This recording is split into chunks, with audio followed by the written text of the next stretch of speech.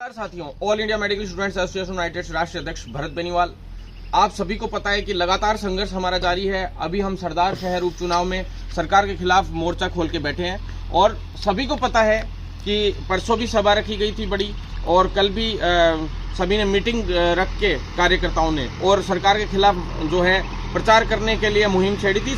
कल शाम को हमारे पास सीएमओ से और जो स्वास्थ्य विभाग के अधिकारियों के यहाँ से खूब लगातार फोन कॉल्स आ रहे थे कि हम लोग यहाँ पे सरदार शहर थे, तो उन्होंने बोला कि आप वार्ता के लिए आ जाइए, हम आपसे वार्ता करना चाहते हैं। उन्होंने वार्ता के लिए कहा, लेकिन हमने यही कहा था परसों, तो सीएमओ के लिए बोला ही था उस वक्त। इन्होंने विज्ञप्तियां भी बोले, आपकी 2 विज्ञप्तियां भी जारी कर दी गई हैं, अब तो कम से कम आ जाओ। तो हमने साफ कह दिया कि विज्ञप्तियां जारी करने की बात थी, लेकिन लिखित परीक्षा से विज्ञप्तियां जारी करने की बात हुई थी, क्योंकि सभी को पता है कि बहुत बड़ा प्रयास करके लिखित परीक्षा से सभी भर्तियों को करवाने के लिए एक आदेश हम लोगों ने आज से 2 से ढाई महीने 3 महीने पहले जारी करवाया था। बहुत बड़ा संघर्ष था उसके लिए, और उसके बावजूद इन्होंने इन दोनों विज्ञप्तियां जो जारी करी है, नर्सिंग ऑफिसर और फार्मासिस्ट, इनको पहले की भर्तियां बता रहे हैं। ये कह रहे हैं बैकलॉग है पहले का, ये कहकर बेवकूफ बना के और ये लोग इस विज्ञप्ति को जारी कर रहे हैं। मैं सरकार से ये पूछना चाहता हूं, जब पहले की थी तो पहले जारी करते आप। नई भर्ती जारी हुई है विज्ञप्ति, तो वो जो आदेश जारी हुआ है कार्मिक विभाग का, वो आदेश यूं कह रहे हैं अगली भर्ती सारी लिखित परीक्षा से आएगी। ये भर्ती क्या है, पुरानी विज्ञप्ति है।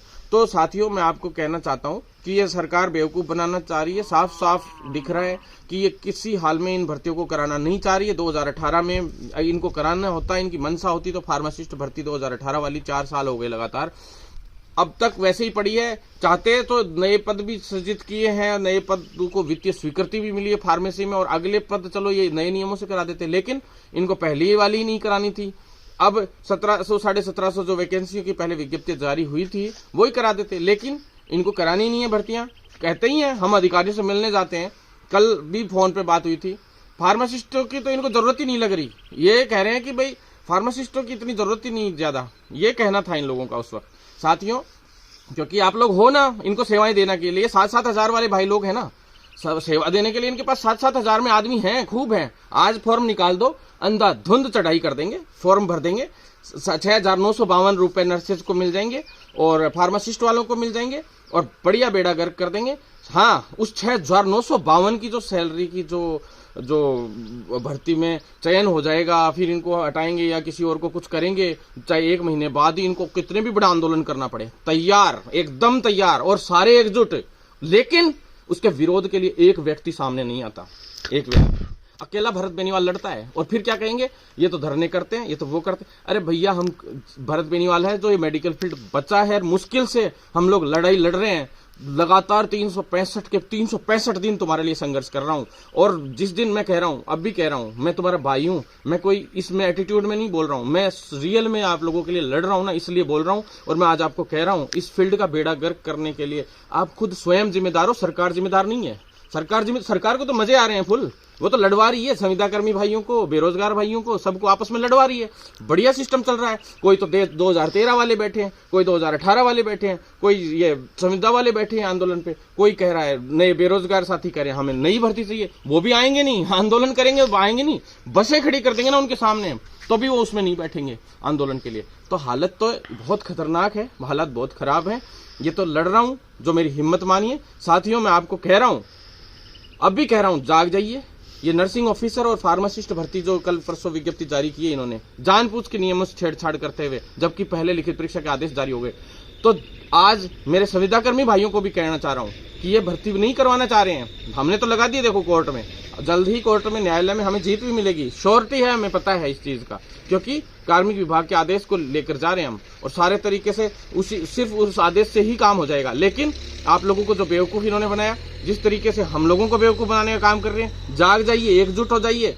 आपको परमानेंट करने के लिए भी हम यहाँ सरदार शहर पड़े हैं, संविदा कार्मिकों को परमानेंट करने के लिए भी हमने यहाँ आंदोलन चला रखा है। आपके अपने संविदा कर्मी जितने भी हैं, चाहे एनएचएम से जुड़े हुए साथी लोग हो, सभी को कुछ दिन पहले एक आदेश जारी हुए, और उसके अंदर कोई को 18,900 में ले लिया गया, किसी को 22,000 कुछ में ले लिया गया, किसी को 33,000 में ले लिया गया, किसी को और नीचे में लिया गया। तो जो क्या आपकी वैल्यू ये है, आप बीएससी नर्सिंग की डिग्री कर रहे हो, 7-8 लाख रुपए लग जाते, खर्च हो जाते, उसका ब्याज नहीं है ये। साथियों उसका ब्याज 8-8, 9-9 हजार नहीं और आप 6,952 की नरेगा के इक्विवेलेंट नौकरी ज्वाइन कर लेते हो। ये किसकी गलती है? किसकी गलती? आप लोगों की गलती है साथियों, आप लोगों की। अब मैं आपको देखो सीधी बात बता रहा हूं। नंबर एक बात, हम लोग साइकिल यात्रा लेके गए, सरदार शहर पड़े हैं, साइकिल यात्रा लेकर गए, युवा सत्याग्रह आंदोलन किया, उपचुनाव का आंदोलन चल रहा है। तो साथियों उस वक्त हमें राष्ट्रीय नेतृत्व द्वारा सीएम से भी मिलवाया गया, हमारी मांगे पूरी करने की बात कही गई, साथ में विज्ञप्ति जारी करी गई एमओ की और सीएचओ की विज्ञप्ति 7-8 दिन में, दीपावली के 2 दिन बाद जारी करने की आश्वासन दिया था और वो की भी लाइन वाइज हो भी रही थी। तो 15 नवंबर तक का इन्होंने आश्वासन दिया था कि हम सारी विज्ञप्तियां आपका 50% विज्ञप्तियां हम जारी कर देंगे और 50% काम बाकी का कर देंगे। संविदा कर्मियों को परमानेंट करने का हो, चाहे कम्युनिटी हेल्थ ऑफिसर्स को परमानेंट करने का काम हो, चाहे जो ओबीसी विसंगति को दूर करने का काम हो। ओबीसी विसंगति के लिए जब शहीदी स्मारक पे हमने आंदोलन किया था, उस दिन हरीश चौधरी जी भी थे और सभी लोग थे, जितने बड़े नेता थे ओबीसी वर्ग के वो लोग भी थे। उस दिन हम लोगों की वार्ता करवाई गई, ओबीसी विसंगति को दूर करने के लिए उन्होंने, मुख्यमंत्री जी ने फाइनली कह दिया। उसके बाद कैबिनेट में जब वो मामला रखा जाता है तो कैबिनेट के अंदर 1-2 मंत्री हैं जो उस पर ऑब्जेक्शन कर देते हैं, जबरदस्ती का ऑब्जेक्शन, कोई मतलब नहीं, जानबूझ के लड़वाने का काम, हर जगह पे हर चीज को फंसाने का काम। गहलोत साहब घोषणाएं खूब कर रहे हैं लेकिन सिर्फ लड़वाने का काम कर रहे हैं, थोथी घोषणाएं निकलती हैं। संविदा कर्मी परमानेंट देख ही लिया आपने कैसे हुए, संविदा के ही पद पे नियमित करने का काम ये कर रहे हैं। नहीं, हमें स्थायी पद पे नियमितीकरण चाहिए। और रही बात जो ओबीसी के समय सीमा वाला हमारा काम हुआ, लेकिन ठीक है, उसके लिए धन्यवाद भी दिया था हमने सरकार को। 3 भर्तियों का समाधान हुआ, उसमें वीडियो भर्ती का भी हुआ, उसमें कंप्यूटर अनुदेशक का भी और पशुधन सहायक का भी हुआ और कई अन्य भर्तियां जिनमें ये प्रॉब्लम आने वाली थी उसको पहले ही हमने समाधान करवा लिया। और इससे पहले मैंने सीएचओ में भी, सीएचओ हो चाहे रेडियोग्राफ लैब टेक्नीशियन हो, सेम इसी प्रकार की समस्या आई थी, मैंने बिना किसी आंदोलन के ही समाधान उस वक्त करवा लिया था साथियों। उसी के आधार पर यह सब किया गया है कि इस तरह से समय सीमा वाला जो था। तो साथियों मैं आपको बता दूं, उसके अगला जो अब आपको मेन बात, जो रेडियोग्राफर लैब टेक्नीशियन और एएनएम की जो भर्ती आने जा रही है, उसके लिए बहुत बड़ी सूचना आ रही है। आप सभी को पता है, निकलकर कोर्ट में केस चल रहा था और कोर्ट में केस किनका चल रहा था? जो 419 लोग मैंने फर्जीवाड़े वाले बाहर करवाए थे पिछली पैरामेडिकल की भर्ती में 2020 वाली में, जिसमें रेडियोग्राफ लैब टेक्नीशियन और ईसीजी टेक्नीशियन वाले साथी इतने परेशान हुए थे। अकेला बंदा था, साथ में विनोद भाई था, जयदेव भाई थे, भवानी भाई थे और भूपेंद्र भाई, ये लोग लगातार, हम 4-5 लोगों की टीम जो मुख्य रूप से इस मामले में मजबूती से लड़ाई लड़ रही थी और इतनी मुश्किल से इसको करवा के लाए थे हम लोग कि फर्जियों को बाहर करवाया। फर्जी रजिस्ट्रेशन थे उनके लिए, पूरी वीडियोग्राफी करवाई, कैसे कैसे उनको वहां काउंसिल में बुलवाया। मैंने कमेटी, हम लोगों ने कमेटी बनवाई आरपीएमसी के अंदर, उत्तम सिंह शेखावत जी रजिस्ट्रार साहब थे। आप सभी को पता है कि कमेटी मेरे लेटर पैड पे ही बनी थी और उस कमेटी को बनने के बाद उसमें जांच करी गई। जितने मेंबर्स थे आरपीएमसी के, उन्होंने भी काफी अच्छी मजबूती से उसमें पैरवी की और सारे फर्जियों को बाहर किया। साथियों सारा काम इतना प्रोसेस से हुआ और आज जाकर जब अचानक से कल एक आदेश जारी हुआ है कोर्ट का और उनको फर्जी नहीं माना गया एक तरीके से देखा जाए तो, और बहुत जल्द उनका समाधान हो गया लगभग और उनको वैलिड माना गया एक तरीके से, उनकी जांच दोबारा से करने के लिए भी कहा गया है। तो साथियों डीम्ड यूनिवर्सिटियों को इससे हरी झंडी एक तरीके से मिल गई और पहले से जो आज से 2 महीने पहले जो राजस्थान की जितनी भी डीम्ड यूनिवर्सिटियां हैं उनके लिए भी मैं आज आपको बता रहा हूं। आपको आने के बाद आप तो तब मानते हो जब आपके 1-2 जो कर्मचारी नेता ही है और कर्मचारी है 1-2 पैरामेडिकल वालों के, तो जो पूरे दिन उनको भड़काते रहते हैं। कोई तो कहता है मेरिट पे करा दो, कोई कहता है ऐसे करा दो, कोई कहता है भरत बेनीवाल तो ऐसे कर रहा है, क्योंकि उनकी दुकानें मैंने बंद कर दी। अब उनकी दुकानें बंद हो गई तो क्या है कि वो मेरा विरोध तो करेंगे, कैसे जैसे करके मेरी छवि को धूमिल करने की भी कोशिश करेंगे, सब कुछ करेंगे। हर व्यक्ति के एंटी होते हैं क्योंकि मैंने बहुतों का इलाज बिठा दिया, आपको पता है। तो साथियों पूरी दुनिया जो है, जितने गलत लोग हैं, 50 से 70% तो गलत ही हैं और वो सारे मेरे पीछे लगे हुए और मैं उनके पीछे लगा हुआ हूँ, क्योंकि कैसे भी वो चाहते कि भरत बेनीवाल को कैसे रोका जाए। लेकिन मैं किसी से रुकने वाला नहीं हूं क्योंकि हम ईमानदार हैं और लड़ाई को लड़ेंगे मजबूती से। 419 वाले केस में इतनी भयंकर मेहनत की हमारे खिलाफ, इतनी जबरदस्त कोशिशें की गई कि इसको रोको कैसे भी करके, लेकिन नहीं रुके। लेकिन अब ये कोर्ट में देखो, जुडिशियरी हो चाहे पुलिस प्रशासन हो, एसओजी ने भी ये मामला संभाला था, साथ में मेडिकल विभाग के उच्च अधिकारी चाहे सारे हो, उनमें से 50% क्या लोग सारे के सारे ही क्या भ्रष्टाचार का साथ देते हैं क्या? मुझे तो अब समझ में आया कि पूरा भ्रष्टाचार के में लिप्तता ऊपर से लेकर नीचे तक पूरा सिस्टम उल्टा सीधा हो रखा है। कई लोग कहते हैं पेपर तो लिखित परीक्षा से भी आउट हो जाए। अरे भैया, लिखित परीक्षा से आउट होगा जब आंदोलन तो करेंगे। ये तो आंखों के सामने भ्रष्टाचार हो रहा है, फर्जी डिग्रियां बन के आ रही हैं और तुम बैठे बैठे देख रहे हो हैं। और तुम लोग ये कहते हो कि पेपर आउट क्यों हो जाएंगे? दम होना चाहिए ना। एमओ का पेपर आउट हुआ था पिछली बार, 2 दिन में वापस करा दिया, 2 दिन में आदेश जारी करा दिया, 10 दिन में पेपर वापस करा दिया था आरयूएचएस से। कितने हो तुम? पैरामेडिकल में कितने लोग हैं परीक्षा में बैठेंगे? लेकिन जो डीम्ड यूनिवर्सिटियां हैं उनको सबको मान्यता मिल गई है। धीरे धीरे वो उत्तर प्रदेश नहीं, सॉरी, उत्तराखंड में भी और वहां पे महाराष्ट्र में भी, और 3 जगह की डीम्ड यूनिवर्सिटियों को सबको वापस मान्यताएं मिल गई और सारा क्लीन हो गया। उसी के आधार पर राजस्थान की डीम्ड यूनिवर्सिटियों को पॉजिटिव किया जा रहा है और पूरा का पूरा भविष्य मुझे दिख रहा है। वो तो कोरोना था, जो कोरोना के टाइम पे उन डिग्री, वो बहुत कम डिग्रियां बनवा पाए, जो गैंग थी सारी की सारी। कोविड में कोई किसी को स्टेट से बाहर जाने के लिए भी 1000 बार सोचना पड़ता था उस वक्त जब ये संविदा पे आ रही थी सारी भर्तियां 2020 वाली, और लड़ झगड़ के हम स्थायी भर्तियां करवा के लाए थे। तो साथियों, इतनी मुश्किल से वो भर्तियां कराई, उनमें इस तरह के फर्जीवाड़े हुए और फिर अब वापस, अब तो खेप की खेप डिग्रियों की नहीं आए तो मेरा नाम बदल देना। ये लोग इस तरह के हालात पैदा कर रहे हैं, बड़ी गैंगें सक्रिय हो चुकी हैं, इनके खिलाफ हम कार्रवाई भी करवाएंगे। और जो है ज्यादा से ज्यादा मैं आपको कह रहा हूं, कम से कम पिछली भर्ती से वंचित रह गए थे डीम्ड यूनिवर्सिटियों के भाई लोग 5 से 6 हजार, और ये जो बाहर के आउट ऑफ स्टेट की जो डीम्ड यूनिवर्सिटियां हैं वहां से 15 से 20 हजार की खेप नहीं आए। तो तुम लिख लेना मेरिट से। जो कुछ संविदा कर्मी भाइयों सोच रहे हैं कि हम परमानेंट हो जाएंगे, 25, 30, 50 होंगे, 100 होंगे, 150 होंगे ऐसे साथी। लेकिन उन साथियों को मैं कहना चाहता हूं, आपको भी 1-1 साल का, 1.5 साल का अनुभव हुआ है, इससे ज्यादा का नहीं हुआ है। आप खुद सोच लेना, बैठ लेना, मेरिट निकाल लेना अपनी। साथियों, कुछ एक आप भाइयों को मैं कह रहा हूं, बोनस अंक तो वैसे ही मिलने हैं, लेकिन आप लोग एग्जाम दे के निकलोगे, वो आपकी अच्छी मेरिट बनने की संभावना और भी रहेगी। आप लोगों को भड़काया जा रहा है सिर्फ इसलिए कि भरत बेनीवाल का विरोध कैसे करना है। बस कुछ लोगों ने तो ये ठान के बैठे हैं, उनको आप लोगों से कोई मतलब नहीं है। नेगेटिविटी फैलाते हैं किस तरह से कि कोई मेरिट पे करा देगा, कोई ये कर, क्योंकि भरत बेनीवाल को रोक नहीं पा रहे हैं वो लोग, क्योंकि वो गुर्गे हैं उन फर्जियों के। वो उन फर्जियों के गुर्गे हैं जो फर्जी, चाहे फर्जी बेरोजगार नेता हो, चाहे फर्जीवाड़े वाले ये जो आपके मेडिकल विभाग के बड़े अधिकारी हो, चाहे ये पूरी गैंग है ऊपर से नीचे तक की, और पूरा जाल बिछा रखा इन्होंने। और लेकिन भरत बेनीवाल लड़ेगा, अंधाधुंध लड़ेगा इनके खिलाफ, चाहे आखिरी सांस तक मुझे लड़ना पड़े। तुम्हारे लिए लड़ूंगा साथियों। और तुम लोगों ने आज जो इतना जो ये कहते हैं कि भाई हाँ ठीक है ऐसे वैसे, तो साथियों मैं तो इतना ही कह रहा हूं, आप लोग सिर्फ साथ बनाए रखें 100%। अब समझ में आ जाएगी तुम लोगों को, तुम खुद कहोगे कि लिखित से होनी चाहिए भाई साहब।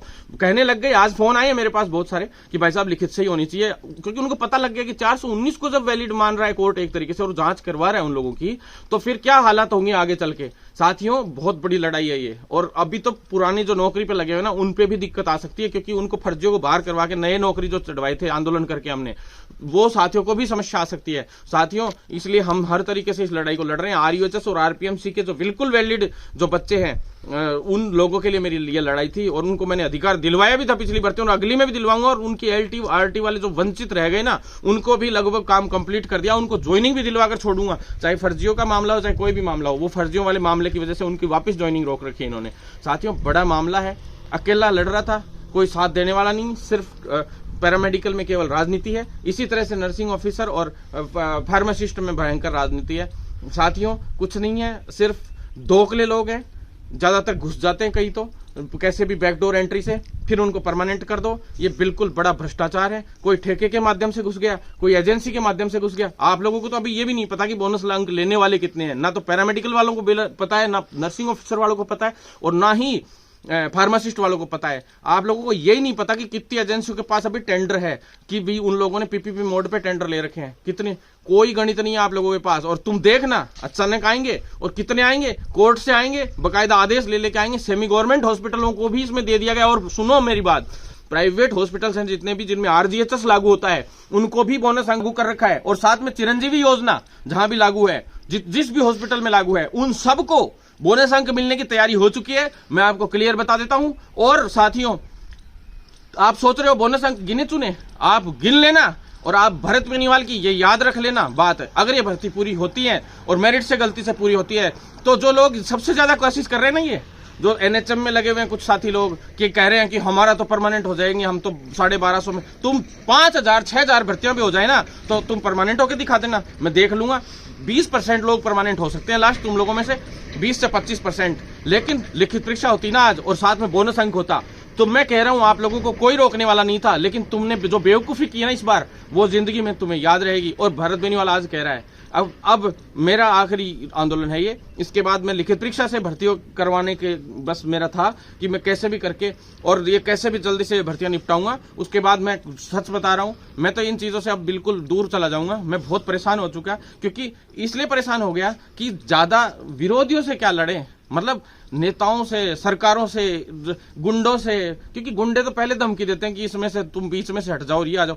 गुंडे तो खैर रोज निपटाने का ही काम है, कोई दिक्कत नहीं, हमें कोई डर नहीं लगता इनसे, ऐसे तैसे करते हैं सीधी। लेकिन मतलब इनसे लड़े जो तो लड़े, लेकिन मैं अपनी खुद की फील्ड के लोग, जो लोग कौन बैकडोर एंट्रियां करने वाले लोग हैं, वो इनको भड़काते हैं। हमारे बेरोजगार युवा हो चाहे कोई से भी युवा हो, इनको भड़काएंगे, काम ही नहीं करने देंगे, काम कर ही नहीं सकते आप उनसे लड़ोगे या इनसे लड़ोगे, अपनों से लड़ोगे। साथियों बहुत परेशान हो चुके, क्योंकि राजनीति इतनी गंदी है, जो आदमी आपके लिए कुछ नहीं करता उसके पीछे पीछे भागने वाले लोग हो। और यहाँ आज सरदार शहर में पड़े हम लोग, चलो कोई नहीं, तीसरा दिन है, मेरे सीएचओ को परमानेंट कराना है मेरे को, जिनको मैंने गोद ले रखा है। कई कहते हैं सीएचओ का नाम ज्यादा लेते हो आप, सीएचओ की भर्तियों के लिए ज्यादा कर, क्यों नहीं करूं? वो मेरे साथ है, मेरे छोटे भाई हैं, मैंने उनको गोद लिया है। और मैं जिनको गोद ले लेता हूं, मेरी मेडिकल फील्ड को मैंने गोद लिया है, लेकिन मेरी मेडिकल फील्ड के लोग इस तरह से मेरे साथ करेंगे, इस तरह से नेगेटिविटी करने की कोशिश करेंगे। एक दो कुछ ही लोग हैं, ज्यादा लोग नहीं है, वो भी वो नेगेटिविटी फैलाने वाले भी कुछ संविदा पे चढ़े हुए साथी हैं, जो जिनको ये नहीं पता कि हम ये मांग तो कर रहे हैं मेरिट की, लेकिन आने वाला फ्यूचर क्या होगा इन युवाओं का। भैया जो आने वाले जो युवा है, आगे की भर्तियां भी सरकार ने ढर्रा यही चला दिया, पहले संविदा पे लो या ठेके पे लो, एजेंसी पे लो, 7-7 हजार में इनकी 5-7 साल रगड़ाई करो, फिर इनको परमानेंट करने के लिए ये आंदोलन करते रहेंगे। फिर जाके इनका कैसे जैसे करके कभी भर्तियों को कोर्ट में अटका दो, कभी कैसे अटका दो, ऐसे करके आके 7-8 साल में ये परमानेंट होंगे। फिर ये जाजू के कैसे जैसे 2 साल का प्रोबेशन पीरियड होगा, इतने में इनकी ओवर एज हो जाएंगे, नौकरियां करते रहेंगे। कुछ तो ओवर एज हो जाते हैं, कुछ नौकरियों में कैसे जैसे करके एज रिलैक्सेशन का भी 2 साल का हमने चलाया था आंदोलन, सभी को पता, एज रिलैक्स करवा के लाए। सभी तरीके से फर्जीवाड़े खिलाफ कानून बनवाने का काम हो, लेकिन फर्जीवाड़े के खिलाफ कितने कानून बनवा लो आप, बैकडोर से एंट्रियां तो इन डिग्रियों से हो जाएगी ना, तो कोई रोकने वाला ही नहीं है। तो ये सब जो दुनिया है इसी तरह से चल रही है। और लेकिन हम लोग इस लड़ाई को पीछे नहीं हटेंगे किसी भी हाल में, न्यायालय में भी जाएंगे, हर तरीके से इस लड़ाई को लड़ेंगे। सारे काम हुए हैं, जो सीएमओ में हमारी 3 बैठकें हुई थी पिछले, जो लगातार हुई थी, और अब सीएमओ में वापस भी बुलाया गया है। अभी कल भी बुलाया गया था हमें, हम नहीं गए, क्योंकि जो मेरिट आधार पे जो भर्तियां इन्होंने करी, इसकी वजह से हम नाराज हो गए थे। इन्होंने आश्वासन दिया कि 7 दिन के अंदर अंदर पैरामेडिकल की, 7 से 10 दिन के अंदर अंदर पैरामेडिकल की भी विज्ञप्ति जारी कर देंगे। जो आश्वासन यहाँ दिल्ली से दिया गया था, आपको पता है, ये कहा गया था पहले एमओ की विज्ञप्ति जारी होगी, फिर सीएचओ की विज्ञप्ति जारी होगी, फिर नर्सिंग ऑफिसर और फार्मासिस्ट की विज्ञप्ति जारी होगी, फिर पैरामेडिकल की भर्तियों की और एएनएम की विज्ञप्ति जारी होगी, यानी लैब टेक्नीशियन, रेडियोग्राफर और एएनएम की विज्ञप्ति जारी होगी। साथ में ऑक्यूपेशनल थेरेपी का मामला हो, जैसे ऑक्यूपेशनल थेरेपी का आप देख लो, आप नियमों में चेंजेस हुए थे, साक्षात्कार के आधार पे थी ऑक्यूपेशनल थेरेपी, और मैंने एक लेटर दिया था और ये वाला दिया था जो आपके इसका जो हमने आदेश लागू करवाए थे लिखित परीक्षा के, उसको दिया था, और साथ में कोर्ट का नोटिस दिलवाया था। उसी में छोटा सा काम था, और रिटर्न एग्जाम से अब वापस से आरपीएस से उसको भर्ती को करा रही है। और साफ साफ आज कल न्यूज़पेपर में भी आया था, आप लोगों ने पढ़ लिया होगा, 24 ऑक्यूपेशनल थेरेपिस्ट वाला, उसमें राम प्रसाद जी ये लोग मेरे टच में थे, तो लगातार मैं उनके लिए भाग दौड़ कर रहा था। मायराम जी वगैरह वो फिजियोथेरेपी के हिसाब से कर रहे हैं, उनके लिए भी जल्दी पोस्ट लेके आ रहे हैं। साथियों, पद वृद्धि की जो मांग थी हमारी, वो भी मानी है सरकार ने। उस वक्त हम लोग दिल्ली गए थे तो पद वृद्धि की मांग की थी हमने, हर एक भर्ती में विज्ञप्तियां जारी कराने की मांग थी। हमारी मांगे क्या थी? फिक्स मांगे थी, उसके अलावा कोई मांग पूरी हो ही नहीं रही। राजस्थान में ओबीसी है, ओबीसी के समय सीमा वाले सर्टिफिकेट वाली मांग पूरी हो ही गई सभी की, हर भर्ती में, और वो तो मैंने पहले ही करवा ली थी, आज से 1 साल पहले, जब ये 2020 वाली जो भर्तियां हुई थी, चाहे सीएचओ की हो, रेडियोग्राफर, लैब टेक्नीशियन और ईसीजी की हो, इन सब में भी मैंने उसमें सभी को छूट करवाई थी समय सीमा वाली। तो ओबीसी, ईडब्ल्यूएस, एससी, एसटी जो प्रमाण पत्र थे, उन एमबीसी के जो सर्टिफिकेट थे, उनको समय सीमा वाला मामला सोल्व उसी टाइम करा दिया था, उसी के आधार पे अभी ये करा गया था। ये और बता देता हूं आपको। तीसरी बात, जो ओबीसी विसंगति को दूर करने के लिए सीएम साहब ने ट्वीट किया था, लेकिन अब कैबिनेट की बैठक हुई, उसमें नाटक हो गए, एक आध मंत्री ने ऑब्जेक्शन कर दिया, लेकिन ओबीसी विसंगति को भी दूर हम करवा कर रहेंगे। उसमें भी भूतपूर्व सैनिक भाइयों को भड़काने का प्रयास हो रहा है कई नेताओं द्वारा, मंत्रियों द्वारा, लेकिन ये बात वो भी समझते हैं कि क्या सही है क्या गलत है। 12.5% उनका कहीं नहीं जा रहा उसके अंदर, वो 12.5% उनको मिले ही मिलेगा। बस ये है कि उन जो कैटेगरीज में मर्ज कर दिया गया वो हटा के वो अलग से 12.5% होगा उसका। इसी तरीके से पूरे सिस्टमेटिक ढंग से ये काम होगा। तो साथियों, चिंतित होने की बिल्कुल आवश्यकता नहीं है। अभी सरदार शहर से हम सीएमओ की वार्ता है जो पॉजिटिव तरीके से मजबूती से अगर हमारी वार्ता कराएंगे तो हम करेंगे। और मुख्यमंत्री से भी हम मिलने का वापस प्रयास है हमारा 2-3 दिन में, लेकिन यह है कि जल्द ही इन सभी चीज़ों का समाधान कराएंगे। और क्योंकि मिलने के लिए आपको बता देता हूँ, बार बार यही प्रयास कर रही है सरकार, प्रयास कर रही है कि हम लोग मिलें, और जबकि हमारा मिलने का कोई, हमें काम चाहिए, हमें धरातल पे काम चाहिए, हमें नहीं मिलना, आप तो मिलो चाहे मत मिलो, लेकिन हमें धरातल पे काम चाहिए। और धरातल पे काम सिर्फ अपनी ही विज्ञप्तियां जारी हो रही है मेडिकल विभाग की, और बता दो राजस्थान में क्या हो रहा है उसके अलावा। बाकी तो पहले की जो विज्ञप्तियां जारी हो रही है, उनके रिजल्ट जारी हो रहे हैं या तो बोर्ड के द्वारा, उसमें भी कई लोग आ जाते हैं और कह देते हैं विज्ञप्ति रिजल्ट जारी करो, रिजल्ट जारी करो, डीवी जारी करो, डीवी जारी करो, जबकि ऑटोमेटिक ही हो रहे हैं। अधीनस्थ बोर्ड तो सबसे फास्ट काम कर रहा है अभी, आज की तारीख में सबसे फास्ट अगर कोई काम कर रहा है राजस्थान में तो अधीनस्थ बोर्ड काम कर रहा है। और उस अधीनस्थ बोर्ड में भी जाके रोज खड़े हो जाते हैं, और हर 10वें दिन कई लोग अपना डेमो सेट करने के लिए, सिर्फ कई बेरोजगार नेता अपनी डेमो सेट करने के लिए सिर्फ इसलिए खड़े हो जाते हैं जाके कि भाई हाँ ये करो वो करो, परिणाम जारी करो। अरे ऑटोमेटिक हो रहा है भैया, उनको पता रहता है कि होने वाला है 10 दिन में, तो चलो अपने एक प्रदर्शन करियाते, क्या जाता है इन लोगों का, और जाके अपना डेमो सेट करियाते, क्या मैंने करवा दिया। आज तक हुआ कुछ नहीं है किसी से। साथियों, सबको दिख रहा है बहुत गलत जो है युवाओं के साथ हो रहा है, बरगलाने का काम हो रहा है। ये पूरी की पूरी गैंग है ऊपर से नीचे तक। इन गैंगों का खुलासा भी एक दिन करेंगे और इनका इलाज भी बिठाएंगे सभी का, कोई दिक्कत नहीं है, बराबर टक्कर लेंगे किसी से भी, जो कोई भी आ जाए। माइकलाल राजस्थान में लिखित परीक्षा से भर्ती करा के छोड़ूंगा, चाहे कुछ भी हो जाए। और साथियों, जितने भी नर्सिंग वाले साथी हैं वो तैयार हो जाए आंदोलन के लिए, और हमने कोर्ट में भी लगा दिया है, न्यायालय में आपको बता ही दिया मैंने, लगा दिया है, और जल्द ही हमें इसमें जीत भी मिलेगी। और सारी की सारी भर्तियां लिखित परीक्षा से करा के छोड़ेंगे, क्योंकि हमने आदेश जारी कराया है लिखित परीक्षा से, उसी के आधार पर न्यायालय हमें लिखित परीक्षा से भर्ती कराने का आदेश देगा। साथियों, जल्द ही युवा जोड़ो यात्रा शुरू करी जा रही है। उस युवा जोड़ो यात्रा के अंदर जो है सभी साथी लोग पूरे राजस्थान की यात्रा करेंगे सरकार के खिलाफ। अगर मेरिट बेस पे इन्होंने भर्ती कराई तो लिखित परीक्षा से सारी भर्तियां होंगी। संविदा कर्मी साथियों के लिए मैं ये कह रहा हूं, सरकार जितने अभी जो पद निकाले, इतने ही संविदा कर्मी भाइयों के लिए भी निकाल के दे दे, और एक तरफ संविदा कर्मियों को परमानेंट कर दो, एक तरफ लिखित परीक्षा से सारी भर्तियां कर दो। हमने कब मना किया संविदा कर्मी भाइयों के लिए? सभी संविदा कर्मी भाइयों को भी लाभ, उनकी तो परमानेंट के लिए भी हम साथ में मांग उठा रहे हैं। तो साथियों, हम कोई किसी के खिलाफ थोड़ा ना है, सभी के साथ हैं। उस पर संविदा पे जो भर्ती भी लेते हो, हम तो संविदा प्रथा के खिलाफ है, बंद होनी चाहिए, पर लेते हो तो उसके लिए क्लिनिकल एस्टेब्लिशमेंट एक्ट लागू करते हुए समान कार्य समान वेतन के अनुसार उनको अच्छे से अच्छा पेमेंट मिले, चाहे वो प्राइवेट सेक्टर हो चाहे संविदा सेक्टर हो, मेडिकल विभाग में सभी को। तो साथियों, सबसे मुख्य रूप से ये मांगे सारी की सारी हमने रखी हैं और मजबूती से आगे भी बढ़ रहे हैं। फिजियोथेरेपी काउंसिल बने और सीएचओ के नियमितीकरण की मुख्य रूप से मांग हमने रख रखी है। जल्द ही इनके कैडर का निर्माण करवाएंगे। 4800 से 5200 पे ग्रेड के बीच में इनका कैडर रहने वाला है सीएचओ के नियमितीकरण के हिसाब से। तो साथियों, ज्यादा से ज्यादा वीडियो भी शेयर कीजिएगा, जिससे एक एक साथी तक ये वीडियो पहुंच सके। खासकर इस वीडियो में पैरामेडिकल वाले साथियों के लिए एक बड़ा मैसेज है, आपको दिख गया होगा, कम से कम 20-30 हजार फॉर्म आएंगे और आप लोग मेरिट आधार पे अगर भर्ती करवाते हैं तो, और लिखित से आएंगे। मैं आपको कह रहा हूं, कोई रजिस्ट्रेशन नहीं करवाने वाला, और बोलो आरपीएमसी के अंदर डर के मारे, क्योंकि उनको पता है लिखित से हमारा नंबर ही नहीं आना। तो कुछ है जो फर्जी करवाए भी गए तो उन पे खास